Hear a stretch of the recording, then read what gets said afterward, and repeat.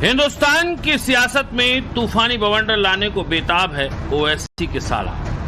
किसी ने सोचा हो या ना सोचा हो, लेकिन हैदराबादी भाईजान ओवैसी ने जो सोचा वो धीरे धीरे सच होता जा रहा है। हिंदुस्तान की 20 करोड़ मुस्लिम आबादी को अपनी तरफ चुंबक की तरह खींचते चले जा रहे हैं ओवैसी, और जितना खींच रहे हैं उतना ही विपक्षी पार्टियों में खौफ भी पैदा कर रहे हैं।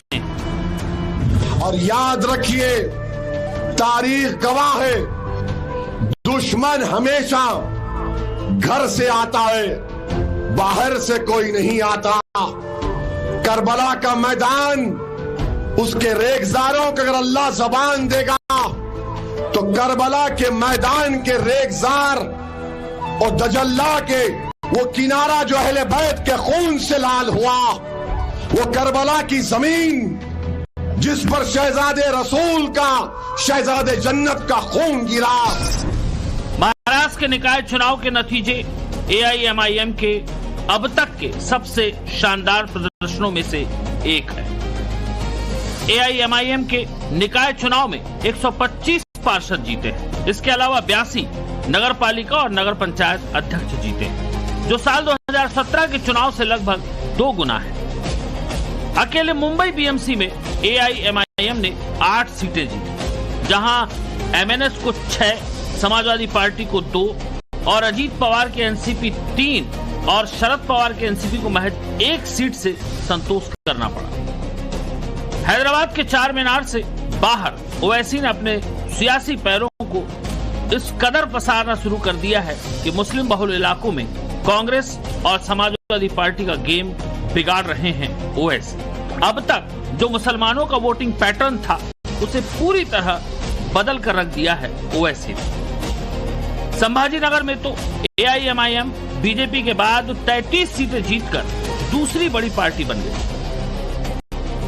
इतना ही नहीं, मुंबई के मेयर के लिए बीजेपी और शिवसेना के बीच चल रही खींचतान के बीच अगर ओवैसी की पार्टी एआईएमआईएम की चर्चाएं सरगर्मियां बढ़ा रही हैं, तो ये भी ओवैसी के लिए, ओवैसी की पार्टी के लिए बड़ी बात है।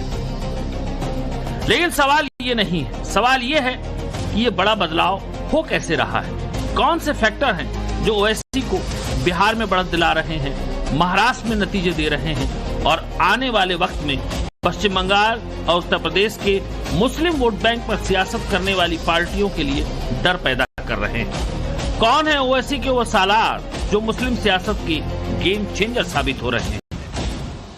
इन्होंने मुझे बहुत तोड़ने की कोशिश करी, मेरे वालिद को बहुत तोड़ने की कोशिश करी, बट वो भूल गए कि ये शेर के बच्चे हैं और शेर का बच्चा शेर ही होता है, मंकी डोंकी पैदा नहीं होता शेर के घर में, है ना।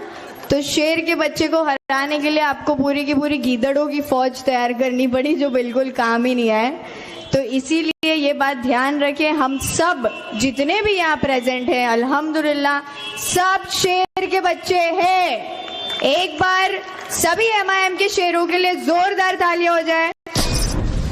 सुना आपने, ये सहर यूनुस शेख ओवैसी की शेरनी के नाम से वायरल हो रही है। महाराष्ट्र निकाय चुनाव में जीत के बाद सहर यूनुस ने जिस अंदाज में मंच संभाला, जिस तल्ख लहजे में अपनी कौम को संदेश दिया, वो बताता है कि ओवैसी के सालार लहरों पर सवार है। ऐसा हराया। अस्सलाम वालेकुम, जोर से चाहिए आवाज रिप्लाई में। जीत गए यार, खुशी के साथ जवाब दो। अस्सलाम वालेकुम। कैसा हराया? अल्हम्दुलिल्लाह। ऐसे लग नहीं रहा है कि जीत के बाद का प्रोग्राम है, क्योंकि इलेक्शंस हो जाते, रिजल्ट्स डिक्लेयर हो जाते, लोग अपने अपने काम में लग जाते, बट अल्हम्दुलिल्लाह अल्लाह ने इतनी इज्जत बख्शी है और इतना प्यार नवाजा है मेरे वालिद साहब को, मुझे और इस बार पूरी की पूरी एमआईएम पार्टी को अल्हम्दुलिल्लाह, कि सभी लोग इलेक्शन के बाद भी बुलाने पर उसी तादाद में अल्हम्दुलिल्लाह यहाँ मौजूद है। मुस्लिम वोटर्स को अपने पाले में लाने के लिए समाजवादी पार्टी ने एड़ी चोटी का जोर लगा दिया था। 3 बार के विधायक अबू आजमी ने पूरी ताकत झोंक दी। अबू आजमी ने महाराष्ट्र में एआईएमआईएम के अध्यक्ष इम्तियाज जलील को पटक कर 32 ही बाहर कर देने तक की चुनौती दे दी। ये जो है ये औरंगाबाद वाला बहुत बात करता है। अबे मैं उत्तर प्रदेश का पटक दूंगा, बत्ती से बाहर निकल जाएगी, पता नहीं चलेगा कहां चला गया। लेकिन पेशे से पत्रकार रहे औरंगाबाद के इम्तियाज जलील ने भी नहले पर दहला दिया। 32 के 32 दांत गिरा दूंगा। ये अबू आसिम बोल रहा है किसके लिए? मेरे लिए। अब लाल टोपी के ठेके सुन तेरा हिसाब निकालता हूं। अब ये जो लाल टोपी वाला है ये इलेक्शन कैसे लड़ता है सुनिए आप लोग। लोकसभा का इलेक्शन आया तो मैदान में कूद पड़ता है। 2014 के लोकसभा इलेक्शन के अंदर अबू आसिम की समाजवादी पार्टी ने इलेक्शन लड़ा। लोकसभा का वोट कितने मिले? 2646। 2014 में औरंगाबाद ईस्ट से एमएलए का इलेक्शन लड़वाया ये लाल टोपी के ठेकड़े ने। वोट कितने मिले? 134। ओवैसी के सालार इम्तियाज जलील ने जैसा जवाब दिया वैसे ही नतीजे लाकर भी दिखा दिए। मुंबई के जिन मुस्लिम इलाकों पर सपा का 2 दशकों से सियासी दबदबा था उसे ओवैसी ने जमींदोज कर दिया। ओवैसी ने हर मोर्चे पर अपने सालार खड़े किए थे, जो कि एआईएमआईएम की लेडी ओवैसी के नाम से मशहूर सैयदा फलक को जिसने सुना वो दंग रह गया। अरे जिस निकाब और हिजाब से तुम लोगों को दुश्मनी है, जो नीतीश कुमार ने हमारी एक बहन का निकाब खींचा और जिस निकाब और हिजाब को तुम लोग जलील करना चाहते हो, सुन लो फडणवीस, सुन लो फडणवीस, अगर अल्लाह ने चाहा तो एक दिन इसी निकाब और हिजाब पहनकर एक मुसलमान औरत हिंदुस्तान की प्राइम मिनिस्टर बनेगी इंशाअल्लाह। अरे ये मुल्क किसी की जागीर नहीं है, ये मुल्क किसी की जागीर नहीं है। ओवैसी के सालार में छोटे यानी अकबरुद्दीन कटाप का इक्का है। जब भी बोलता है जहर ही बोलता है। सुन ले मोदी, ऐ जालिम सुन ले, चाहे तू कितना भी जुल्म कर ले, ऐ जालिम तू थक जाएगा लेकिन हिंदुस्तान का मुसलमान नहीं थकेगा।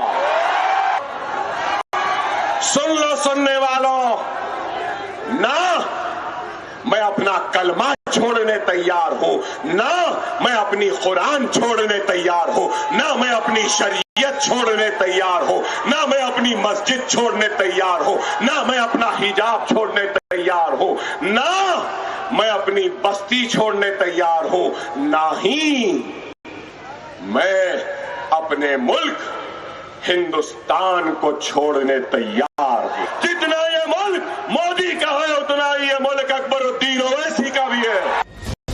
5 बार के एमएलए और एआईएमआईएम के तेलंगाना विधानसभा में फ्लोर लीडर अकबरुद्दीन ओवैसी की पार्टी के स्टार प्रचारक के साथ साथ सबसे ज्यादा विवादित लीडर है। साल 2012 में दिया गया 15 मिनट वाला बयान जिसने उन्हें सबसे ज्यादा सुर्खियों में लाया। अकबरुद्दीन ने कहा था कि हिंदुस्तान में 100 करोड़ हिंदू और 25 करोड़ मुसलमान हैं। 15 मिनट के लिए पुलिस को हटाकर देखो, पता चल जाएगा कौन कितना ताकतवर है। लेकिन जैसे जैसे ओवैसी की ताकत बढ़ रही है, ओवैसी की टीम में हार भी आ रही है। एआईएमआईएम के बिहार प्रदेश अध्यक्ष और अमौर विधानसभा से विधायक अख्तरुल इमाम ओवैसी का बिहार में सबसे बड़ा फेस है। इस बार के विधानसभा चुनाव में बिहार ने जो नतीजे दिए और 5 सीटों पर जीत हासिल की, उसमें अख्तरुल की बड़ी भूमिका रही। लोग जो ताली बजाता था नीतीश कुमार जी विकास पुरुष, अरे काहे नहीं काम हो रहा है तो पूछोगे ना सरकार को, है ना। मैं ये कह रहा हूं कि आपके विधायक ने प्रयास करके काम यहां तक ला दिया है। अब ये मामला यही का नहीं है, अभी मामला है इन लोगों का पोर्टल का मामला है, ऑनलाइन सिस्टम है। अभी तो हिंदुस्तान इतना बालिग हुआ नहीं, कौवा चले हंस की चाल भूले अपनी चाल, चाल चली तो ठीक है नहीं, बनना चाहता अंग्रेज की तरह। ओवैसी के सालार मोर्चा खोले हुए हैं। पश्चिम बंगाल में ओवैसी ने दखल दे दी। मुर्शिदाबाद में नई बाबरी मस्जिद के निर्माण को लेकर पश्चिम बंगाल में छोटे ओवैसी यानी हुमायूं कबीर ने जो ममता बनर्जी जी का समीकरण बिगाड़ा है और जिस तरह से ओवैसी की पार्टी ने हुमायूं कबीर का साथ देकर एंट्री ली है वो हर किसी के लिए चुनौती है। लेकिन चिंता और चुनौती यूपी को लेकर ज्यादा है। महाराष्ट्र निकाय चुनाव के बीच से ही ओवैसी ने संभल की जामा मस्जिद पर बड़ा खतरा बताते हुए दिखा दिया कि यूपी में उनकी एंट्री कैसे होने वाली है।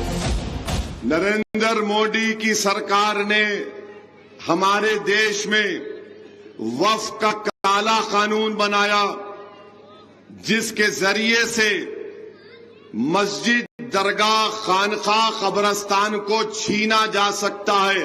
और मेरी बात याद रखो, खुदा ना खास्ता संभल की मस्जिद अब परेशानी के माहौल में आ चुकी है कानून बनने के बाद। क्या तुमने नहीं देखा कि दिल्ली में 100 साल पुरानी मस्जिद है, सर्वे होता है, मस्जिद कमेटी को नहीं मालूम, सर्वे हो जाता और सुबह 1 बजे बुलडोजर लाकर उस मस्जिद की जो जायदादें थी तमाम को तोड़ दिया गया। ओवैसी की नजर यूपी पर है। 2027 के चुनाव में ओवैसी बड़ा खेल करने के मूड में है। एआईएमआईएम के प्रदेश अध्यक्ष शौकत अली ने आजमगढ़ में जिला कार्यालय का उद्घाटन भी कर दिया है। यानी एआईएमआईएम ने तैयारी शुरू कर दी, क्योंकि मौका भी है और दस्तूर भी है।